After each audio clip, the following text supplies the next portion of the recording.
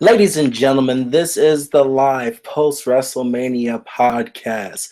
We are live in scenic St. Paul, Oakdale, Minnesota, ladies and gentlemen. I am your host, Brandon Gordon, holding it down for the city. And we are live, man. WrestleMania, 7 hours of insanity, ladies and gentlemen. 7 hours of pure wrestling. 7 hours of sports entertainment in Arlington, Texas. Don't get it twisted, ladies and gentlemen.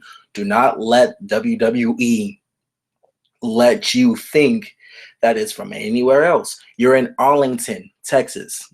It's outside of Dallas, but the actual stadium is in Arlington, Texas. Joining me today, I actually have one of my co-hosts and one of my friends who's going to be helping me with the World Wrestling Society podcast for the near future and stuff, though. Please, what the heck? It's Ric Flair from WWE Camp, or Camp WWE. Same with Big Rock. I suppose. Let's give it up for Jimmy Metcalf, ladies and gentlemen. Coming out of... Okay, ladies and gentlemen, I would like to recap the entire WrestleMania event. It's going to take a while, so please bear with me here. All right. Hours.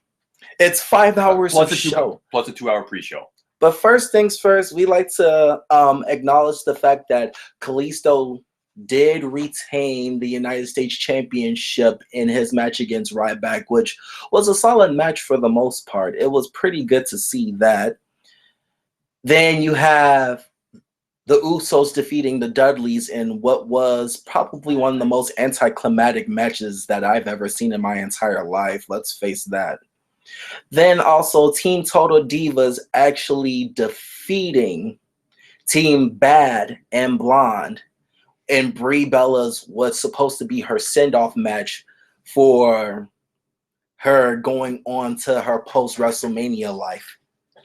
Out of all those matches, I think the best match out of all of those was Kalisto versus Ryback. Ryback and Kalisto seems to have a very good chemistry with each other, and Kalisto going over against Ryback was a huge, huge deal yet again, ladies and gentlemen, and it was pretty impressive just to see that. Any thoughts on the pre-show, Jimmy? Any thoughts on the pre-show? Yes.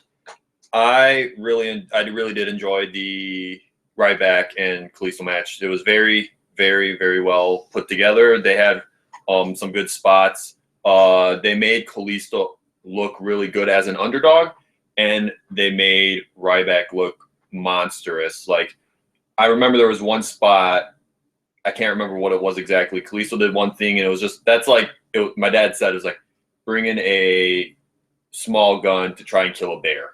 You just pissed off this bear. Yeah, that sounds about right. And it was a great match.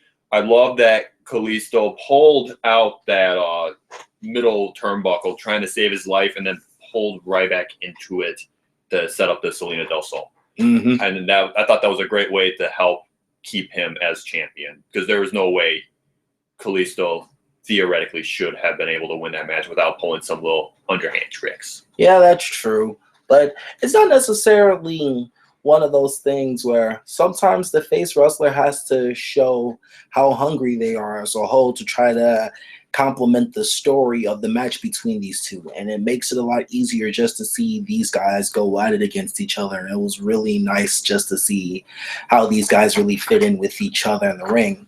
Not a bad story as a whole. Then I think the lesser of the matches was the Dudley Boys versus the Uso match. It kind of ended very anticlimactic, if I must say, though. The super kick in the end via a quick pin. It probably didn't go longer than 10 minutes. It probably didn't even go longer than 6-7 minutes as a whole. So it just seemed that... My count is showing 5 minutes. Yeah. According to Wikipedia, it says that the match went on 5 minutes and 18 seconds. Don't know how accurate it is as of right now, but that's a really good estimate of how long it really was. Mm-hmm. The Total Divas match actually was longer than that. Just saying, ladies and gentlemen. By 2 times. Yeah, 2 times longer than that. If you want something to be stuck up into your crawl, no, the Divas match was actually longer than a tag team high profile match. Other than the Rock match, that was the shortest match the whole night. Yeah, pretty much. Then the Team Total Divas match, I thought that was not a bad match as a whole. I think it was pretty impressive the way that Brie Bella managed to actually. She did a really solid move like this variation of the LeBell Lock to maintain Naomi to get into it, and she managed to tap out and win for her.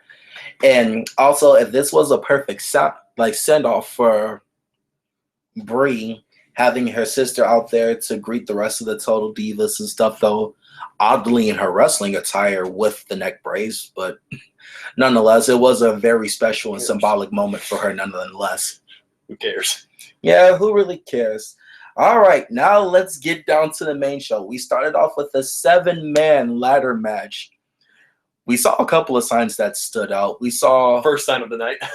a sign that says R-Truth thinks it's SummerSlam. Right behind the Spanish announce table, I believe. A kid wearing a shirt that says Roman Reigns sucks more than Batman versus Superman. That was pretty early on as well. And I saw another sign that says I traveled 4,800 miles to see Renee Young. Kind of creepy. I did not see that one. Yeah. When was that one? It was right after Dolph Ziggler's entrance, I believe. Really? Yeah. Wonder how. Oh, it was Ziggler, so that's probably why I wasn't watching. I suppose.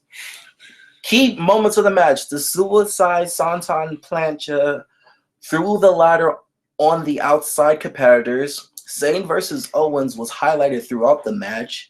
The frog splash on Zayn while Zayn was on the ladder. Broski elbow drop on the Miz. Sin Cara clearly did not learn from Money in the Bank 2011, going through another ladder while Stardust was on it. Exploder suplex hitting Owens on the head with the ladder, which was clearly the most clinching. It was the deciding factor of the match, though, because it just seemed that Kevin Owens did not move entirely throughout after that move happened. Zack Ryder wins the match, and possibly, I think, the most shocking event of all of WrestleMania, defeating The Miz, Dolph Ziggler, Sin Cara, Stardust, and Sami Zayn, and Kevin Owens to win the Intercontinental Championship for his first time. This being his biggest WrestleMania moment of his career to date. Having his father there, I think it was a very beautiful moment as a whole. Any thoughts on the match? I thought the match was beautiful. It was constantly moving. There were slow points where there needed to be. And as you just said, Zack Ryder with his dad in the center of the ring celebrating that he's climbed back to the top of the mountain. He's had his probably the greatest moment he will ever have in his career at WrestleMania, and he gets to celebrate it in the center of the ring with the largest WrestleMania attendance crowd with his dad. All that's missing was Big O, and John Morrison. Yeah. If I gave that match between a 1 and 5 star rating, I would give that match a 4 and 1/4 star, because it was a great way to start off the show, and it was really a standout match that highlighted everybody equally. But Zack Ryder getting his magical moment was the huge deal of all of it. Following that was AJ Styles versus Chris Jericho. Key moments of the match, the Pele reversed into a Walls of Jericho, then the Walls of Jericho getting reversed into a calf crusher submission, the flying forearm reversed to a code breaker, the Styles Clash reversed to a face buster, Styles Clash being kicked out by Jericho. Then there was a springboard for a 50, was kicked out as well. Jericho wins code breaker to reverse another flying forearm. This was actually not a bad match. I think this was a sheer tactician's match as a whole, if you think about it. It was pure wrestling at its finest. Hey, viewers out there, if you guys have any questions, feel free to comment on there. We would love to see what you have to say about the event, and we would love to hear what you got to say. But Am I allowed to post too? Yes, you are. Okay. But besides the point, ladies and gentlemen, this was one of the coolest matches of the night because it was just a straight up tacticians match as a whole. If you look at AJ Styles and Chris Jericho, you have two very gifted mid-sized wrestlers going against each other. And AJ Styles pulled off some really good stops though, but Chris Jericho winning the match solidifies that this feud is not technically over quite yet. Any thoughts on Jimmy? This was, for me, this was a big match. I've been watching AJ Styles since I first watched one of his matches back in 2005 when he was part of TNA. So ever since then, I was a big AJ Styles fan. Mm-hmm. When he went to Japan, I didn't really watch all that much of his stuff then. But then when I heard that he was considering WWE, I was excited. And when he showed up at the Royal Rumble, I freaked out. I was excited, you know. It was a big thing. And, you know, he started a feud with Jericho. And it's like, that's the best way to start your WWE career. Oh, without a doubt. Is a feud with Jericho. And that match, to me, their first match wasn't the greatest. The second match, it was okay. But this match was really, really good. They had really good spots. Styles came out, and when he came out, you know, he's wearing the white and red, you know, classic Styles, you know, not the dark colors, the very bright, vibrant colors. And that's what that brought like all the different memories of me watching him when he was like TNA world champ, NWA world champ, X Division champ. That was, and seeing all that just made it so awesome. And then, you know, Jericho comes out. My only issue was he had GOAT written on his butt. Like if I wasn't staring, I just saw it. Yeah, solidifying the greatest of all time. And actually, me and Jimmy's father, we was having this discussion during this match that it seems that it's like, although Jericho has been classified for so long as the best in the world at what he does, the issue is it's kind of like, I don't necessarily think that he's the best in the world. I don't think he's the greatest of all time. There's so many people you can actually argue for it, though. But regardless, this match deserved a 4-star even. This was a very good tacticians match. The match was pretty steady, and it managed to maintain the interest of the crowd, also showcasing both of them the best way they can. Some of the moves that they did were pretty solid, and I really enjoyed this match as a whole. Then we go next to the League of Nations versus the New Day. Could we acknowledge the cereal, the Dragon Ball Z reference with their attire? Vegeta approves of their entrance. Yeah. Apparently, the New Day, they are the hype. They are the hype, ladies and gentlemen. Came out in a 20-foot box of bootios. I do see your comment. We will get to that match when it comes down. I agree with you, Margaret Stott. The women's match was the match of the night, but the ending was pretty terrible. The ending was AIDS. Oh my God.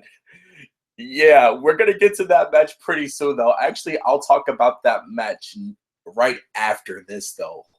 But here's the thing. We'll just switch around.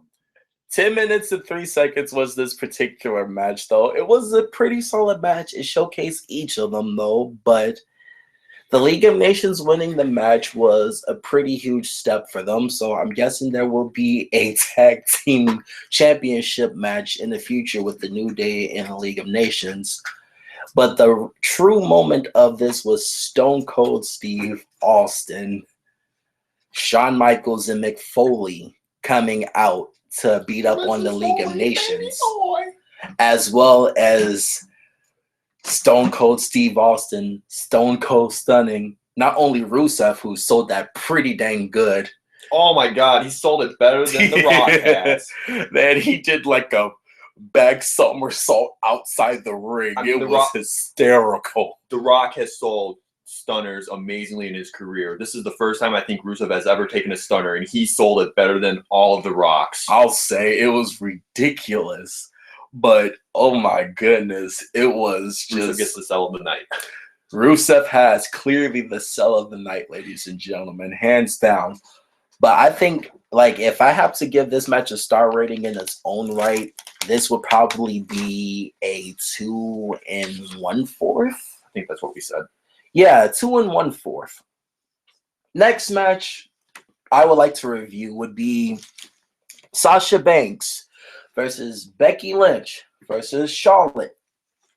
Now, granted, ladies and gentlemen, this was for the new WWE Women's Championship match. This was, I think, the funnest match of one of the best matches of the night, in my opinion. I would agree with that. The bot, I gotta give it up to Sasha Banks and Charlotte, because there was this point where it just looked like Sasha Banks was about to botch a suicide dive, but it turned into a somersault plancha on Charlotte protecting Sasha Banks. That's when you know you have such good chemistry with somebody in the ring, though. A mess up could turn to the sickest move. I agree with you there, Margaret. I will get to that pretty soon, though. That's another complaint that I really have. But check out my Bray Wyatt. It's Bray Wyatt Dead video on my page, though. So check that out for you. Shout outs to you, by the way. But the women's match, how long was that match actually, Jimmy? Women's match? 16. So they had the second longest match of the night? Third. They had the third longest match of the night, ladies and gentlemen. Fourth. Sorry. They had the fourth longest match of the night, ladies and gentlemen, at 16 minutes and 3 seconds. Granted, it being a triple threat match, but it was pretty good. Like, also there was elderly abuse with Ric Flair taking a bump via Becky Lynch, though, and Charlotte wins via submission, figure 8 on Lynch, winning the new women's championship, with pyro being filled as Charlotte celebrates on the ramp. Note, ladies and gentlemen, if you guys haven't been brushing up on your Raw and stuff, Sasha Banks still hasn't been pinned on main roster television as of yet. So what's probably going to happen is that Sasha Banks and Charlotte are probably going to have a match at the next pay-per-view, which is either Extreme Rules or Payback. Either way, their rivalry is not over, but since Becky Lynch took the fall in the match, though, she pretty much lost her chance of becoming the champion anytime soon. But it opens up a storyline in which you'll have those two going up against each other. Any thoughts on the women's championship match? That match was very well put together. Here, I'll get back in camera for this. It was very well put together. I loved the entrances. Becky lost her hat right away, but that's always Becky. It's something that's going to happen. Mm-hmm. I loved Sasha Banks. She came out, Eddie Guerrero themed kind of stuff. She was an idol, or he was an idol to her. And so that was a very touching kind of thing, especially in Texas. Mm-hmm. And then Charlotte coming out wearing a modified version of Ric Flair's robe that he wore in his retirement match with Shawn Michaels at WrestleMania 24. I thought that was just great. And then the same style of fireworks that Ric Flair had from 24. Mm-hmm. I thought that was amazing. And we were talking before the match, we were wondering, would she come out with the title on or no title at all? Mm-hmm. And we saw she came out with the title and handed it over, saying, here's the title. I do not want this anymore. I want that title. Mm-hmm. This is what we are fighting for. And I felt that was a great way to send off the Divas Championship. For sure. Also, I think that the fact that the WWE Women's Championship belt looks exactly like the WWE World Heavyweight Championship belt, it just solidifies that these women are equal to the men. They're not divas. They're superstars now. They've always been superstars, but we haven't had that respect for them. But right now, right here, this was a huge event for them to just be like, hey, this is our coming out party. This is our night to show that the women of this day of age in the business right now is the best that it's ever been. And right now, this is easily a 4-star match, hands down. I thought this was one of the best matches of the night, and it really set the tone. Unlike the predecessor between Dean Ambrose and Brock Lesnar. And there's a reason why the two of them were not on the billboards around the Cowboy Stadium there. Mm-hmm. That's why. Stadium. Thank you. I couldn't remember what it was called. That's why it was the 3 ladies there, the 3 women wrestlers, dead center, not on the side, not on this side. They were dead center. They were dead center. To their left was Triple H, Roman Reigns. To their right was Undertaker and Shane. McMahon. There was a reason for that. And I feel that after seeing that poster, that was very well deserved. They deserve that kind of thing, especially after how the next match goes. Yeah, like the match, it just started in typical Brock Lesnar fashion. He tackles on him, punches him, knees him, couple of suplexes in there. Dean Ambrose was trying his hardest to beat the crap out of Lesnar with kendo sticks, steel chairs, whoop-de-doo, whoop-de-doo. 13 suplexes and an F5 on a stack of chairs right after Dean Ambrose was trying to get Barbie, the baseball bat filled with barbed wire that he didn't even use once on Lesnar. Lesnar defeats Ambrose in less than 15 minutes. I think it was less than 15 minutes, ladies and gentlemen, though. The match was only 13 minutes and 6 seconds. And it kind of sucked because with the height of the buildup, ladies and gentlemen, you have to think about it in this particular way. We got all that buildup of a violent, of a hardcore, a resurrection of extreme from a guy who's used to that in Dean Ambrose, formerly known as Jon Moxley. Actually, Jon Moxley is his real name. However, you have Dean Ambrose just being whipped horribly. And now it's just like, what the hell? All this build-up for a weak WrestleMania match, this is dumb to me. It's just really dumb to me. Like, you have Dean Ambrose possibly looking the weakest that his character has probably looked like in his entire career. And Brock Lesnar, yet again, just rises above it like nothing happened.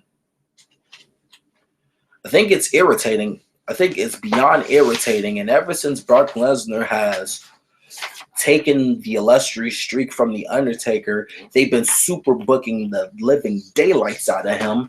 And it just became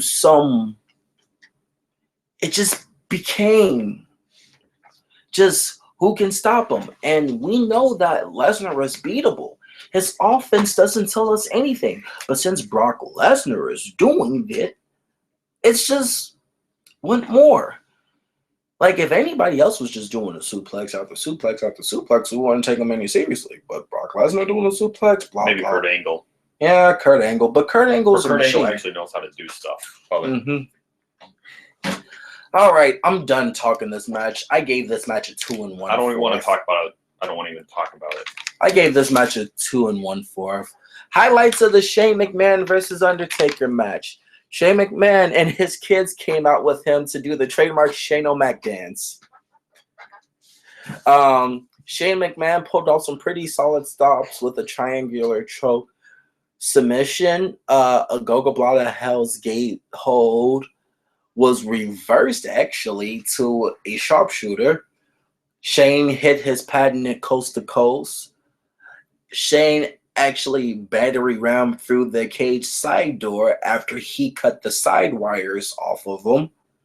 Shane McMahon crashed and burned via dive 20 feet off the Hell in a Cell, with The Undertaker dragging Shane into the ring via tombstone to get the victory. 23-1. I gave this match a 4 and 1/4 star. I think the match was pretty back and forth. It told a story of struggle for Shane to try to get his legacy back intact. And it just shows that Shane McMahon is just on a different level. Like, he looked phenomenal in that match. Any thoughts on your end? I thought it was a great match. It started, I didn't know how it was going to start off because, he was being circled by Taker. It was like, okay, what's going to happen? It took a while for them to get going. And then once when they got going, it was cruise control. They went very well. They went very strong. The triangle hold, I thought that was a great move that Shane pulled off pretty early on. Mm-hmm. He got choke slammed onto the steel steps, or last righted onto the steel steps. Mm-hmm. He got what else? He got tackled through the cell that he tried to open up, and obviously you knew that was going to happen. The person that tries to set up the spot is the one that goes through it. Yeah, that's usually true. It's just protocol. It's protocol, yeah. And that was great. They broke through 2 announce tables. Mm-hmm. They did all this work. I could not believe Shane was going to jump off the cell. I'm like, no way he's going to go all the way up and jump off. He went all the way up, stood up. He did his, little thing there, and then jumped off. And I'm like, oh my God.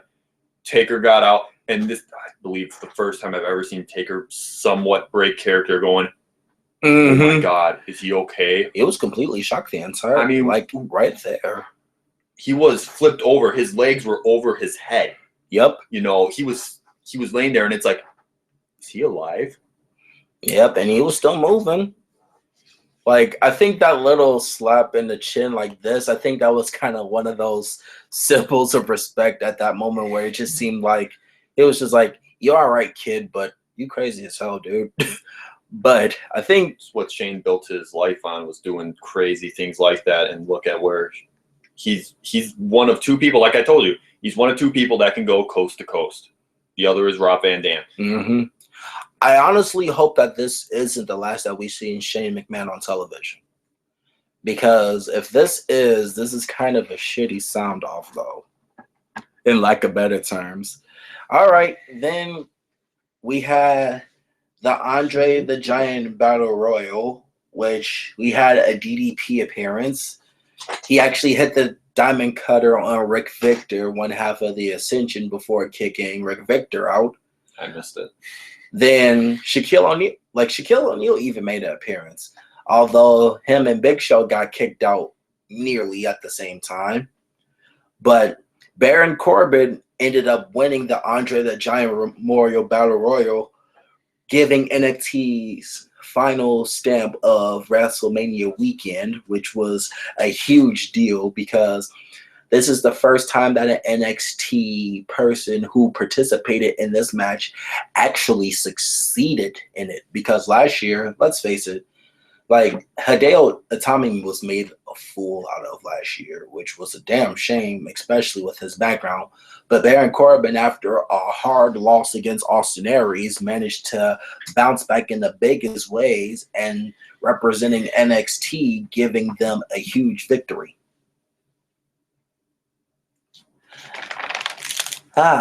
Then we had the Rock promo. Sorry, I fell asleep during that. I don't remember. The Rock initially started to just, like, his entrance took about 5 minutes long, 7 minutes long by itself. Oh, I should have timed his.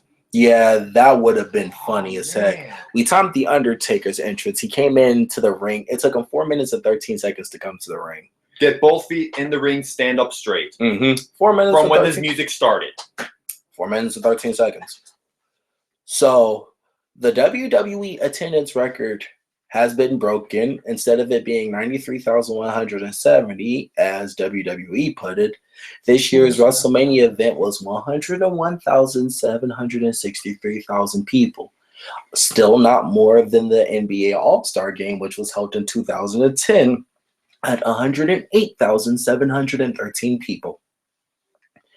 He was interrupted by Bray Wyatt, Eric Rowan, and Braun Strowman. which led to a match between Eric Rowan versus The Rock, which lasted 6 seconds, which was clearly the shortest match of the night, and clearly it was the biggest dud of the night. And also, yeah, Margaret, I do agree with you. It was just a job fest in that particular sense of the meaning. And if anybody still has any more questions, just go ahead, holler at us, hit the comments. We'll be able to answer the questions live if you really want us to respond to it or type it back to you. But John Cena comes back onto WWE's WrestleMania, making another consecutive appearance to help John Cena fend off the Wyatt family, which was pretty huge. And it's good to see John Cena back on television. It's like, it just doesn't feel right without him. I'm not the biggest John Cena fan. Actually, who am I kidding? I am the huge John Cena fan. But nonetheless, it was really huge to just see that. I'm a huge fan too. Then we go to the main event. Roman Reigns versus Triple H. Stephanie McMahon begins Triple H's V for Vendetta / Illuminati / The Matrix / there was so many inspirations for that particular like pre-monologue that Stephanie McMahon did, which was pretty wicked. Clearly, Stephanie McMahon had one of the best WrestleMania attires of the evening. Fact. Also, I'm not sure if you guys have an issue with this, but I have a massive issue of this match not being a no disqualification match, where it was talked about throughout the entire weekend, saying that this was going to be a no disqualification match. I mean, seriously. They were saying, and they were promoting this to be a no disqualification match, but the referee not only did multiple counts, they also made it just a standard wrestling match, and it didn't make any sense because people were talking that this was going to be this huge conflict between these two, and they clearly haven't learned their lesson from WrestleMania 25. However, they did a really good job within the parameters of the match and try to maintain the intensity of this match. And Stephanie McMahon even took a bump in this match, taking a spear from Roman Reigns. Roman Reigns even speared Triple H through the barricade. Roman Reigns took a pedigree and survived. And also, it ended with Roman Reigns defeating Triple H via a spear to win his third WWE World Heavyweight Championship in his career, finishing off a WrestleMania for a long 5 hours. Any thoughts about the main event? I enjoyed it. It wasn't terrible. I didn't think it was bad. And I'm just gonna show it off. It's hard to tell. I am a part of the Roman Empire. I'm a fan of Roman Reigns, and I've loved watching him. We actually got a comment from Absolute Truth. He states that the last match was boring. So I can honestly see what you mean. The match was pretty slow. It was pretty slow. It was one of those tactician matches in which it just seems like they have to utilize the time that was given to them, though. But I can see why people would say it was boring. If it was a no disqualification match, it probably would have. They were very limited. Heightened the intensity of the match tenfold. But the issue is, with it not being a no disqualification match, the intensity was going to be down a little bit. And plus, when you have a lot of matches prior that really hyped up everybody else, like, the crowd was probably not going to be the most invested in it, but the crowd was still pretty invested in it. So I give this match a 3.5. Maybe the highest I would give it would maybe be a 4. Well, that's very generous. It's just like they did the best they could, and they actually told a solid story of struggle. They did. It's not necessarily that it was the best match of the night. I don't think it was the best match of the night. I think they had some good spots. Spearing through the barricade there. Mm-hmm. The spot with Steph being hit. Mm-hmm. Some good spots. Yeah, I think once Stephanie got speared, I think that's when the crowd really got hyped about the match. They knew it was coming to an end. Mm-hmm. It was, I think the real key of this match is they were trying to make Reigns go over the best way he can, but I feel that we won't have many answered questions until tomorrow on Raw. But I think that's where it's supposed to go. And honestly, will Triple H have his return match at Payback or the night after all? I'm not entirely sure. We won't know that quite yet. But John Cena is back, so who knows? We could probably have a one or the other. This could be pretty huge. But I'm thinking as a whole, this match was not bad. Clearly, it wasn't the match of the night. I think the match of the night has to be either between the ladder match or the women's triple threat match. I think those are clearly the two. I think those are the two hierarchy matches of the night. I want to say it's the women's match, and I want to emphasize that it's the women's match, but that ending kind of takes away from that a little bit, just because Ric Flair was holding Sasha out so that Charlotte could make Becky Lynch tap to the figure eight. Shout outs to Absolute Truth. Thank you, by the way. I appreciate that. Yeah, I think those were the two. Like, it had to be the women's match being the highlighted match of the night, especially with the pageantry of the way that they did it. Like, bringing in the new women's championship belt. Like, the action was solid and back and forth. And it's a rarity on a main roster event that the women's match is considered the match of the night. But this night at this WrestleMania just showed that the WWE, they took the ball with the women's division on multiple levels and they ran with it. And when they did ran with it, they did a very good job. And this shows that the women are going to be trusted on a level that's completely different, that's been going on in these dark years of women's wrestling. Right now, this is a huge deal. And with Charlotte holding the championship right now, with Sasha Banks still yet to challenge for in a one-on-one championship match, and with Bayley losing the NXT championship, we have a lot of possibilities coming up for the next 6 months of storylines from now to SummerSlam to Survivor Series. It's going to be so many possibilities on many levels, and I think it's huge. I think it's going to be amazing. So I'm going to do, as I said before, people, if you're still watching this video, feel free to ask questions. We're here for another 10 minutes before we have to cut this short, though. But nonetheless, it would be great to hear what you guys think of the event as a whole. We got a couple of people saying that the women's match was the match of the night, and I couldn't agree anymore. But this was pretty huge. Like, this was, I think, the first WrestleMania that the women's match has been completely on fire. And let's give it up for Sasha, Charlotte, and Becky Lynch for giving us a hell of a show, for sure.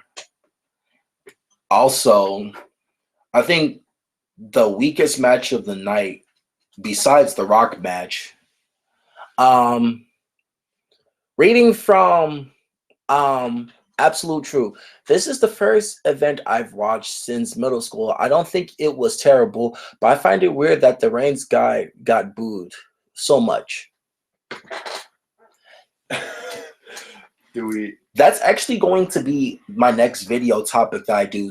If you choose to subscribe on my channel, which is World Wrestling Society, I'm actually going to plan on doing a video about why Roman Reigns is getting booed and do I think that the fans are overreacting.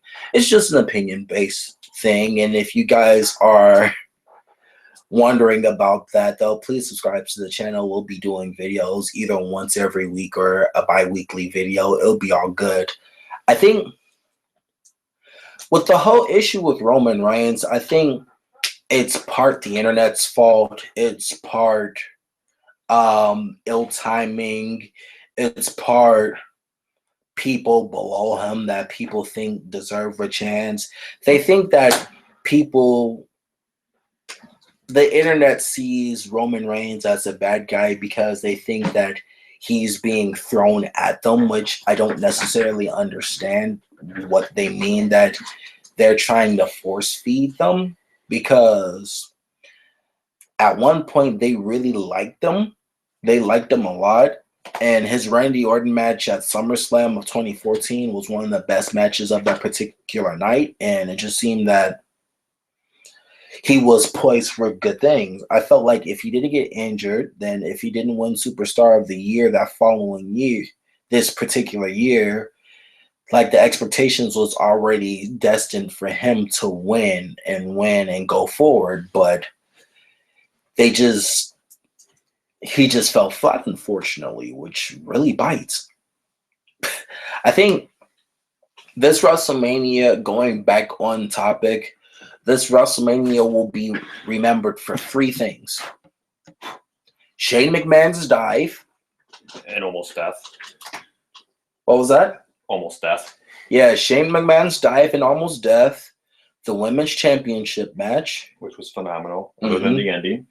And Zack Ryder's WrestleMania moment. Woo. Woo. Woo. I think those will be the three solid moments of WrestleMania for WrestleMania 32. And it's nothing against the main event, but those three moments really topped it out, stand out the most. And I think at this point,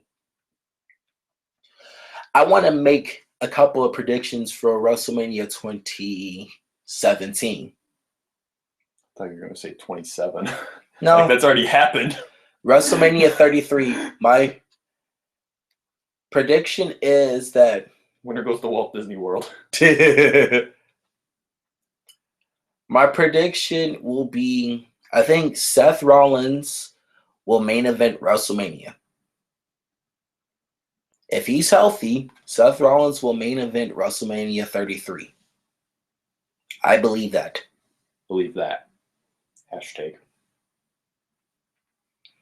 Also, I think the New Day will be tag team champions around this time next year.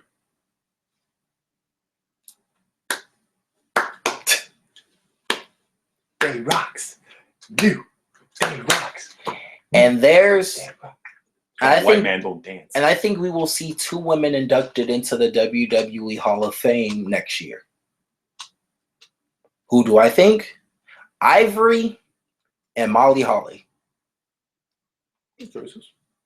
I think they're the two women that are next to be in the Hall of Fame.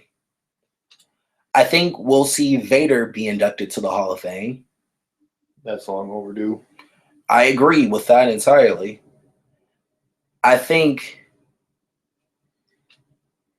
WrestleMania 33 will be The Undertaker's final WrestleMania ever.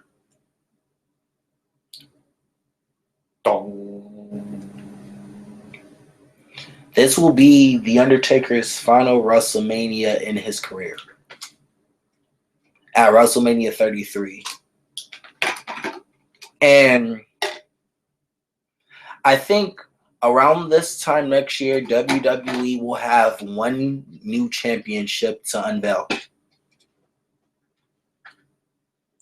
And it starts with a C. With the Cruiserweight Championship Series coming around, it's going to be huge. I think 2016 is probably going to be... I'll read the comment once when you're done. Finish your thought. I think 2016 is going to be WWE's biggest year that they've ever had. Going back to Absolute Truth, I do agree with you entirely, actually. I think The Undertaker needs to retire. I think this should have been his last match. I felt that Texas Stadium, AT&T Stadium, in front of his home state, 101,000 people, dropping the match to Shane wouldn't have done anything to hurt his credibility. He's done so much already. Especially after that match they had. It's like they've already done so much in their entire life with The Undertaker. He's been in this business for 25 years. He doesn't have anything else to prove. He doesn't have any more people to face anymore. I think the only other person that he can face, he just retired, and maybe John Cena. But other than that, there's really no other point of having him go at it anymore. So, WrestleMania 32. Do you think this event was a great event, or did you think it was a bust? Nonetheless, I thought it was a great event. It was good action from start to finish. They spaced things out very well. Time-wise, they went really long. But other than that, it was a great event. I enjoyed it, and I got my money's worth out of it. Especially if you pay $9.99. $9.99. Okay. That's still the theme? I suppose. Final thought for WrestleMania. Not better than 31. Not better than 30. Way better than 29, 28, and 27. This was a very, very good show to showcase the potential on how their card was going to bounce back after being hit with the injury bug over these past 4 to 6 months. But you know what? Cena's the only person that walked out as champion that actually was at WrestleMania this year now. So at least one former champion made it to Mania. Yeah. Positive note. Yeah, technically Nikki Bella did too, but she was in her neck brace though. Yeah. She didn't do anything. True. Whereas Cena actually got in. He did his, 5-knuckle shuffle and then the attitude adjustment. However you do that. Yeah, I think at this point right now, this WrestleMania is one that people will remember for the reasons of the underdog. I think there was a lot of matches that I thought that would have gone one way. It didn't go. However, I was pleased overall, and I think that this WrestleMania will be remembered for the right reasons instead of the wrong. That's always good. So, without any more discussion, ladies and gentlemen, this has been the WrestleMania post-show recap representing the World Wrestling Society podcast. I am your host with the most, Brandon Gordon, alongside my co-host, James Metcalf. First things first, I want to shout out to all my buddies on the network from the Genesis Network who've been holding it down via the interwebs, holding it down. I'd like to thank you. Shout outs to Connor Olson. Shout outs to Juan. Shout outs to Ionit.